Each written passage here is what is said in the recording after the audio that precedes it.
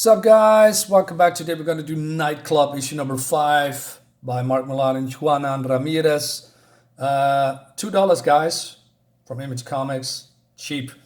So let's start where we left off. So we get an origin story, I guess, or a background story about this guy.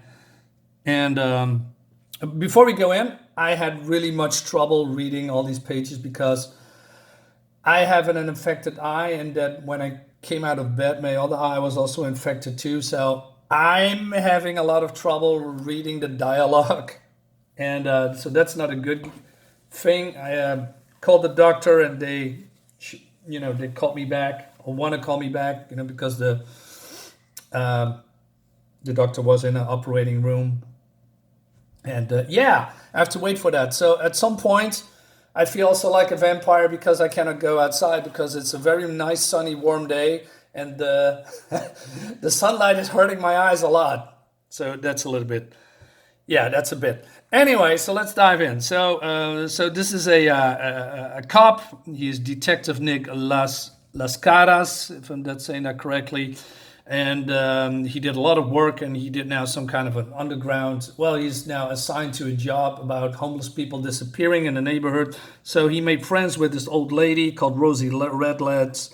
And then he waited and waited, and out of nowhere, the biker gang are coming. And these are the vampires that, are terrorizing the neighborhood, I guess. So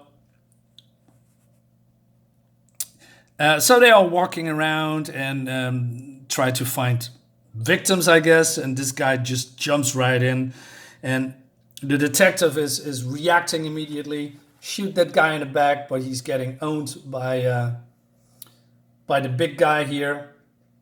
And you see, what do we have here? Undercover cop. Shit, is he wired?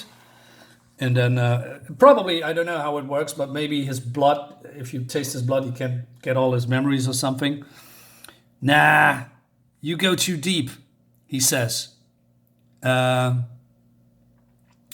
says that this guy's old school, and he is doing this for 28 years, kids, two marriages, etc. See yourself as kind of a legend. Is Sean okay? He'll be fine. Just a couple of bullets. But I want to teach this one a lesson. That's cool. So a little bit later, he is here. I don't know where, but probably the hideout. And he has been behind bars, and it seems that they have drained him a couple of times to the brink of death. And then they throw Rosie inside. And, well, it seems maybe he didn't know, but he has already turned. And then he smells, that she is an old woman. She smells the piss, and then the clothes that she is wearing, the sweat. And the clothes that she wear for 10 years, etc. But without any hesitation, he jumps at her, and he is draining her in less than a minute. And so this biker gang comes, hey, now you go outside and start killing people. Otherwise, we're going to kill you right here and right now. So he's going to do that, but he is just not killing random people. He's just... Since he is a cop, he knows a lot of criminals. So he's going around and searching for those he was hunting. And this guy was, going in jail, and in a couple of weeks he's going out, and so that he had to book him again. So the guy that he is killing here is a real scumbag. And he says, I deserve to die. I'm sorry, my eyes is crazy. I deserve to die after what I did to the old woman, but I had to stay alive if I wasn't going to stop these bastards. So, okay. So basically he's saying that he is now killing people left and right with a clear conscience because they're bad people, right? Anyway, and then he's, telling our quote-unquote heroes here who they are and where they probably came from. So it's Gunner John here. He is a soldier. He was a soldier in the Civil War. He's an old guy, over 160 years old, meanest son of a bitch on the planet. So we have this guy, he was a sailor. And we have, I believe, Sadie Bucket was the farmer's wife, but she was pregnant and before she was, bitten. And it seems that she's carrying a baby and still inside her, and something is still alive in there, believe it or not. And then we have this guy who is a total psychopath. He's he's the newest one. He's looking at porn all the time and trying to, people delete themselves on social media. Oh, it's crazy shit. And but then we have also this very old woman. It's called Bloody Mary. So nobody knows where she came from, but she's speaking an unknown language, and she cannot stand the air much because I believe she's more underwater or some kind of a fluid. And it seems that the previous owners, the previous vampire bosses, gave Bloody Mary to this biker gang, and so they are going on the way and feeding her all the time. Not sure why. And then they tell a story that they go to some kind of a, how do you say, aquarium, where there's a killer shark in the pool, and they all jumped in the pool. And then something's happening, and they're all laughing and looking at each other. And then, I don't know, some kind of a bloodbath was going on, and all the blood and guts were going out of the orca, and he's looking there like, oh man, what's happening here, right? So it's all gruesome and stuff, pretty cool. So I wonder who she is and where she's coming from. Probably very old tribe. And so he explains to Danny and these other two that there are that he says, I need 2 more men, and then and people that are going to be well trained to tackle on these guys, otherwise it's impossible. So Danny says, how many do you have so far? Just you and me, plus your friends if they're up for it. He says, what? It takes time to find the right people, kid. Vampirism amplifies who you really are, so I have to be sure they aren't going to turn.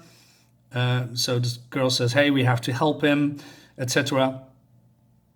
And then he also says that,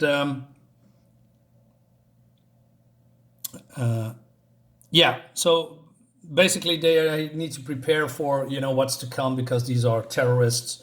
Basically vampiric terrorists. Is that how you call them? Not entirely sure. But Danny is a little bit hesitating. He said, how do you know there is only 5 of us then? 5 of them. So the cop says, well, I didn't hear them talk about other vampires, so he needs to assume that there are no other vampires in the neighborhood. So that's why he needs about, 10 people to put them down, approximately. And so he says, I'm sorry, guys, my eyes is crazy. So they also say, hey, why don't we go to the cops? So he says, hey, what's that going to achieve? You've seen what they can do to ordinary people. Besides, they know you exist, and that means they're coming. We have to clear out and start making plans. And also says, hey, it's time to say goodbyes to your loved ones. We can say goodbye to our families. And he says, have you been listening to a word I said? And then, this is happening. Oh my God, I didn't see that coming at all. This is an unsuspected surprise. So yeah, he's dead. It's over. He says, no, but we have, and these guys are saying, oh shit. So yeah, they have been listening to this whole thing, and the big guy says, I'm disappointed in you, Nick. I truly thought we fucking turned you, man. And said, yeah, I knew it is something off, etc. And the other ones are in complete shock. And so then he tries to attack them, but no avail. And so the big guy says, do you know what you're up against here? Do you know how fast we could snuff you out? What do we want to do with them, Gunner John? I know the vampires, but we don't authorize these clowns. And So he says, well, the obvious answer is killing them, but he says that maybe we can, I don't know, use them.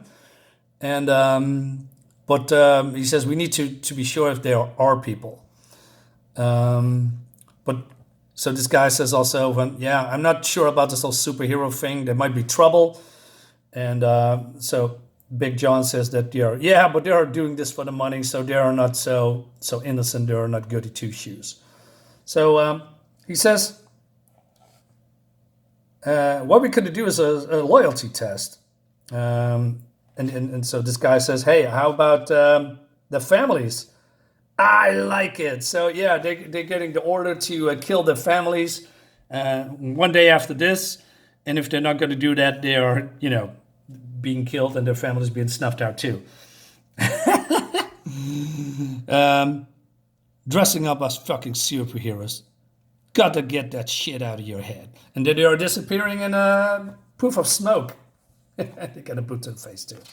So they are going back to the houses, and Amy here is, all the families. Hey, what's going on, and etc. And she, well, probably no one wants to talk. They immediately go to their rooms, and then they are texting each other, and they don't know what to do, and then they know they don't stand a chance against these guys.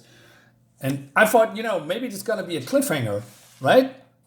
But not really. So then he says, so the other ones, hey, what are we going to do? And he says, I don't fucking know. They don't have a clue what to do. But that leads us to, well, not this one, of course, but to the last one. I need to check if I pre-ordered that. I totally forgot. Yeah, this is going to be a special issue, I think. Like I said, I enjoyed it a lot. There's some things that, I don't like, but, there's a lot of twist and turn here, and the beheading, and with the cop. That's yeah, I didn't see that coming at all, but it looks great. Overall, $2. Like I said, you cannot go wrong with $2, and the art is great. The story is fun. Depends on what you're looking at. Yeah, and this is not a vampire book, so this is the last one for today, guys. Yeah, see you next time, and have a great day. Bye bye.